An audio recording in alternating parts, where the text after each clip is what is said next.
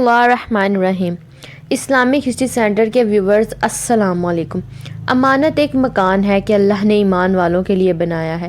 اس میں وہ نعمتیں مہیا کی ہیں جن کو نہ آنکھوں نے دیکھا ہے، نہ کانوں نے سنا، نہ کسی آدمی کے دل پر ان کا خطرہ گزرا۔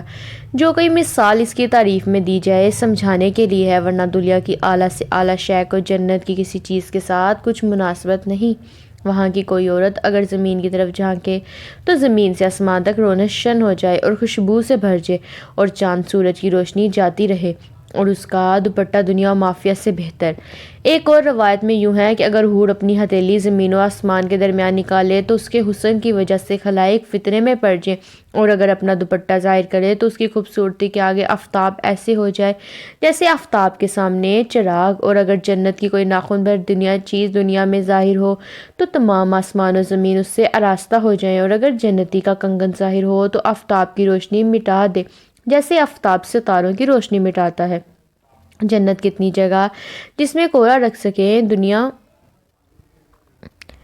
اور مافیہ سے بہتر ہے۔ جنت کتنی وسیع ہے، اس کو اللہ رسول صلی اللہ علیہ وسلم ہی جانے۔ اجمالی بیان یہ ہے کہ اس میں 100 درجے ہیں۔ ہر 2 درجوں میں وہ مسافت ہے جو آسمان و زمین کے درمیان ہے۔ رہا یہ کہ خود اس درجے کی کیا مسافت ہے، اس کے متعلق کوئی روایت خیال میں نہیں، البتہ ایک حدیث ترمذی کی یہ ہے کہ اگر تمام عالم ایک درجے میں جمع ہو تو سب کے لیے وسیع ہے۔ جنت میں ایک درخت ہے جس کے سائے میں 100 برس تک تیز گھوڑے پر سوار چلتا رہے اور ختم نہ ہو۔ جنت کے دروازے اتنے وسیع ہوں گے کہ ایک بازو سے دوسرے تک تیز گھوڑے کی 70 برس کی راہ ہوگی، پھر بھی جانے والوں کی وہ کثرت ہوگی کہ مونڈے سے مونڈا چھلتا ہوگا، بلکہ بھیڑ کی وجہ سے دروازہ چڑچڑانے لگے گا۔ اس میں قسم قسم کے جواہر کے محل ہیں، ایسے صاف و شفاف کہ اندر کا حصہ باہر سے اور باہر کا اندر سے دکھائی دے۔ جنت کی دیواریں سونے اور چاندی کی اینٹوں اور مشک گارے سے بنی ہیں، ایک اینٹ سونے کی، ایک چاندی کی، زمین زعفران کی، کنکریوں کی جگہ موتی اور یاقوت، اور ایک روایت میں ہے کہ جنت عدن کی ایک اینٹ سفید موتی کی ہے، ایک یاقوت سرخ کی، ایک زبرجد سبز کی، اور مشک گارا ہے، اور گھاس کی جگہ زعفران ہے۔ موتی کی کنکریاں، عنبر کی مٹی۔ جنت میں ایک ایک موتی کا خیمہ ہوگا جس کی بلندی 60 میل۔ جنت میں 4 دریا ہیں، ایک پانی کا، دوسرا دودھ کا، تیسرا شہد کا، چوتھا شراب کا۔ پھر ان سے نہریں نکل کر ہر ایک کے مکان میں جاری ہیں۔ وہاں کی نہریں زمین کھود کر نہیں بہتی بلکہ زمین کے اوپر اوپر رواں ہیں۔ نہروں کا ایک ایک کنارہ موتی کا، دوسرا یاقوت کا، اور نہروں کی زمینیں خالص مشک کی۔ وہاں کی شراب دنیا کسی نہیں جس میں بدبو اور کڑواہٹ اور نشہ ہوتا ہے اور پینے والے بے عقل ہو جاتے ہیں، آپے سے باہر ہو جاتے ہیں۔ وہ پاک شراب ان سب باتوں سے پاک و منزہ ہے۔ جنتیوں کو جنت میں ہر قسم کے لذیذ کھانے ملیں گے، جو چاہیں گے فوراً ان کے سامنے موجود ہوگا۔ اگر کسی پرند کو دیکھ کر اس کے گوشت کھانے کو جی ہو تو اسی وقت بھنا ہوا ان کے پاس آ جائے گا۔ اگر پانی وغیرہ کی خواہش ہو تو کوزے خود ہاتھ میں آ جائیں گے۔ ان میں ٹھیک اندازے کے موافق پانی، دودھ، شراب، شہد ہوگا کہ ان کی خواہش سے ایک قطرہ کم نہ زیادہ، بعد پینے کے خود بخود جہاں سے آئے تھے چلے جائیں گے۔ وہاں نجاست، گندگی، پخانہ، تھوک، رین، کان کا میل، بدن کا میل اصلاً نہ ہوں گے۔ ایک خوشبودار فرحت بخش ڈکار آئے گی، خوشبودار فرحت بخش پسینہ نکلے گا، سب کھانا ہضم ہو جائے گا، اور ڈکار اور پسینے سے مشکی خوشبو نکلے گی۔ ہر شخص کو 100 آدمیوں کے کھانے پینے جمع کی طاقت دی جائے گی۔ ہر وقت زبان سے تسبیح و تکبیر بکثرت اور بلا کثرت مسئلے سانس کے جاری ہوں گے۔ کم سے کم ہر شخص کے سرہانے 10,000 خادم کھڑے ہوں گے۔ خادموں میں ہر ایک کے ہاتھ میں چاندی کا پیالہ ہوگا اور دوسرے ہاتھ میں سونے کا، اور ہر پیالے میں نئے نئے رنگ کی نعمت ہوگی۔ جتنا کھاتا جائے گا لذت میں کمی نہ ہوگی بلکہ زیادتی ہوگی۔ ہر نوالے میں 70 مزے ہوں گے اور ہر مزہ دوسرے سے ممتاز ممعن محسوس ہوں گے، ایک احساس دوسرے سے مانیہ نہ ہوگا۔ جنتیوں کے نہ لباس پرانے ہوں گے، نہ ان کی جوانی فنا ہوگی۔ پہلے اگر وہ جنت میں جائے گا ان کے چہرے ایسے روشن ہوں گے جیسے 14ویں رات کا چاند، اور دوسرا گروہ جیسے کوئی نہایت روشن ستارہ۔ جنتی سب ایک دل ہوں گے، ان کے آپس میں کوئی اختلاف و بغض نہ ہوگا۔ ان میں ہر ایک کو حورین میں سے کم 2 بیویاں ایسی ملیں گی کہ 70 جوڑے پہنے ہوں گے، پھر بھی ان لباسوں اور گوشت کے باہر سے ان کی پنڈلیوں کا مغز دکھائی دے گا جیسے سفید شیشے میں شراب سرخ دکھائی دیتی ہے، اور یہ اس وجہ سے کہ اللہ عز و جل نے انہیں یاقوت سے تشبیہ دی ہے، اور یاقوت میں سوراخ کر کے اگر ڈرا ڈالا جائے تو ضرور باہر سے دکھائی دے گا۔ آدمی اپنے چہرے کو اس کے رخسار میں آئینے سے بھی زیادہ صاف دیکھے گا، اور اس پر ادنا درجہ کا جو موتی ہوگا وہ ایسا ہوگا کہ مشرق سے مغرب تک روشن کر دے۔ اور ایک روایت میں ہے کہ مرد اپنا ہاتھ اس کے شانوں کے درمیان رکھے گا تو سینے کی طرف سے کپڑے اور جلد اور گوشت کے باہر سے دکھائی دے گا۔ اگر جنت کا کیڑا دنیا میں پہنا جائے جو دیکھے بے ہوش ہو جائے، اور اس لوگوں کی نگاہیں اس کا تحمل نہ کر سکیں۔ مرد جب اس کے پاس جائیں گے اسے ہر بار کو آڑی پائے گا، مگر اس کی وجہ سے مرد عورت کسی کو کوئی تکلیف نہ ہوگی۔ اگر کوئی حور سمندر میں تھوک دے تو اس کے تھوک کی شیرینی کی وجہ سے سمندر شیریں ہو جائے۔ اور ایک روایت میں ہے کہ اگر جنت کی عورت 7 سمندروں میں تھوکے تو وہ شہد سے زیادہ شیریں ہو جائیں۔